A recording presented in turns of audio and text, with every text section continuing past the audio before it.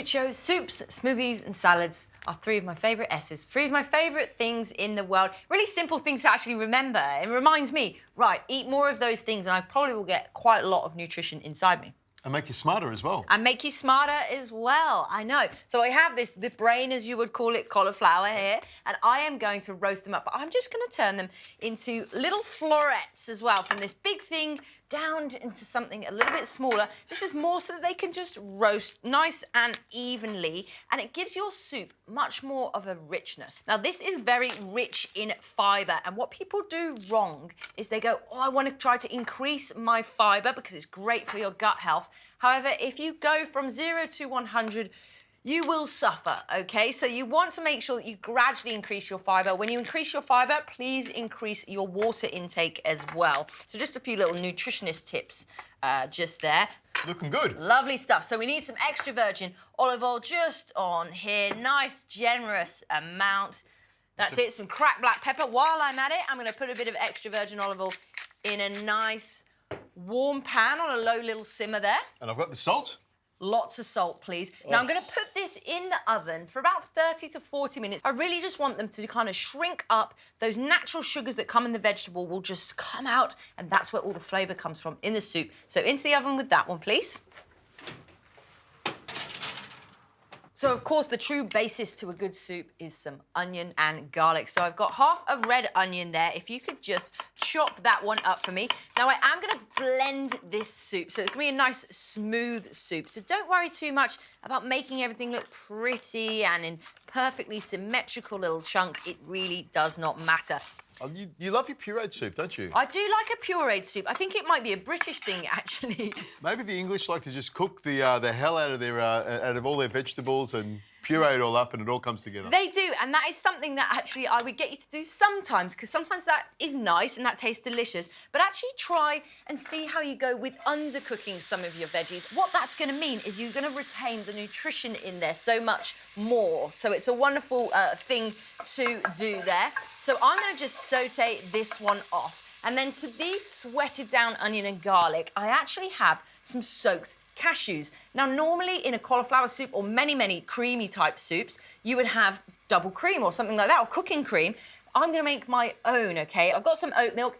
Now, you can pre-make the cream and add it in, but I'm gonna blend the whole thing anyway, so don't even worry about it. It's almost like cheating, isn't it? It's kind of like cheating, cashew cheating. Right, bit of oat milk. Now, I've got some of my beloved nutritional yeast. So I'm going to put a bit of that in there. It richens things up, but actually brings a really nice flavour. I think quite cheesy flavour. We can keep a bit for the top there as well. Some Italian herbs. So herbs de Provence. We, again, use these in England a lot. Now, I have some plant-based chicken stock right here. I wonder what plant they get this stock from.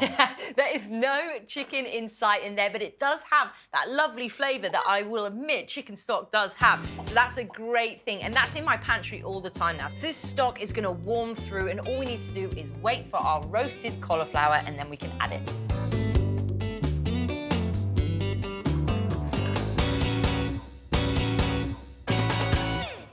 They roasted up lovely. They smell fantastic. I know. Now, I would love you to just put them in the bottom of the jug there. So it's really good if you get that heavy roasted stuff on the bottom, you won't get any of that splashback of this hot broth. You know when you cook the cauliflower in the oven like that, when you roast it, it's really sweet. Isn't it? That's what happens. So when you do cook it and you cook things for a long time, the natural sugars will come out in it. So it's a great thing. You'll notice actually when you chew anything, so especially things like bread, if you keep chewing, you'll suddenly find this sweetness in it, especially when it's, you know, carbohydrate. You basically get sugar. Love it. Yeah. So we're gonna blend that one up. I'm gonna put it back in the pot and then just let that one simmer while we make some brioche crostinis. Sounds delicious.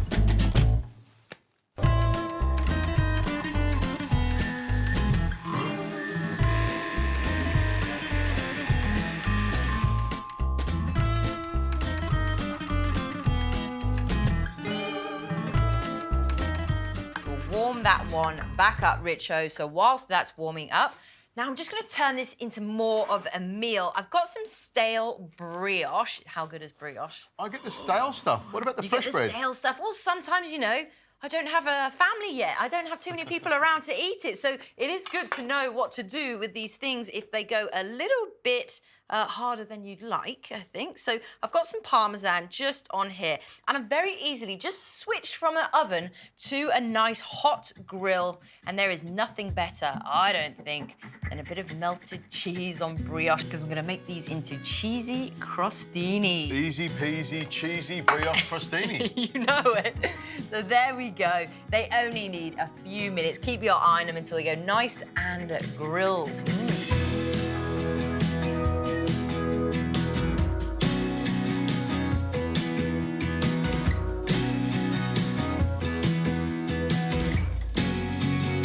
How good is melted cheese? That's so delightful. Now I'm going to put this down there. I'm going to grab one of these. Well done on the chives. Now, if you want, you can just chop those into little bite-sized crostinis. It's a great way of getting kids to eat their cauliflower as well, because it's a bit of a present every so often. You can turn them into little fingers as well if you don't want to do little chunks of bread. And I do think sometimes we have to strategize to get our kids to have their 5 a day. So a nice, generous amount of delicious, warming cauli soup. Love it. Now get some of those lovely little bit of Shots on chives. That's it. Little crostini fingers there. I like it. You like that, don't you? Some sunflower seeds, just to add some extra fats in there too. Oh, lovely stuff. And pepitas as well. I love the way you toast them. That's it. Some cracked black pepper. Bit of extra virgin olive oil. You're going all out here, aren't Ah, you? well, I think if you're doing it at home, you may as well do it restaurant style, shouldn't you? All right, tuck in. Tuck in. Now, I'm going to just put my little crostini in there. I love the flavour of the roasted cauliflower. That really picks it up. And the cashew nut, I've got a bit of that in there. It is really creamy, really thick. You love your thick soups. It comes together really well. What a great little soup. That's it, a creamy roasted cauliflower soup with no cream whatsoever. Brilliant.